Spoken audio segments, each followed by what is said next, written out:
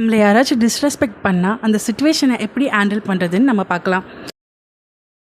Gap விடாம போங்க, வரேன் போறவங்கள எக்மோர் சுத்தி போட்டோம் வழியை பீட்டு சிரிக்க. நம்மளை யாராச்சும் டிஸ்ரெஸ்பெக்ட் பண்ணுறாங்கன்னா அதுக்கு காரணம் அவங்களுடைய இன்செக்யூரிட்டியும் தன்னை பவர்ஃபுல்லாக காட்டிக்கணும் என்ற ரீசனுக்காக தான் நம்மளை டிஸ்ரெஸ்பெக்ட் பண்ணுறாங்க.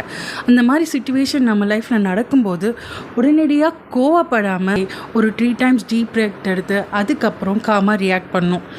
அவங்கக்கிட்ட நம்ம ஹெல்த்தி பவுண்ட்ரி செட் பண்ணுறோம். அக்ரெசிவாக இல்லாமல் காமாக ஹெல்த்தி பவுண்ட்ரி செட் பண்ணணும். கவனித்தீரா? எதை மன்னா? இவன் பாடிய துதியை கவனித்தீரா? துதியை இன்னும் ஒரு முறை பாடு. இது உங்களுடைய சைக்காலஜிக்கல் டாமினன்ஸாக காட்டும். என்னடா முட்டாத்தனமா பேசிக்கிட்டு இருக்க முட்டா பயல? ஏடா பேரையும் சொல்ல மாட்டேங்கிற, அட்ரஸையும் சொல்ல மாட்டேங்கிற, எப்படி தெரியும் எனக்கு?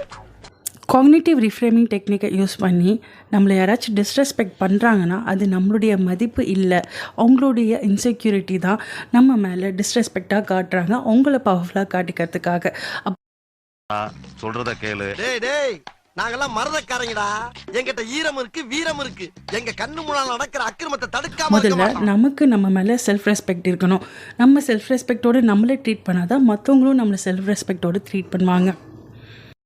அர்ஜுனா, யார் உன்னை அவமதிக்கிறார்களோ அவர்கள் உண்மையில் தங்களையே அவமதிக்கிறார்கள். அவர்களின் வார்த்தைகளை காற்றாக காண்பவனே அமைதியை அடைவான். பகவத்கீதை அத்தியாயம் 2.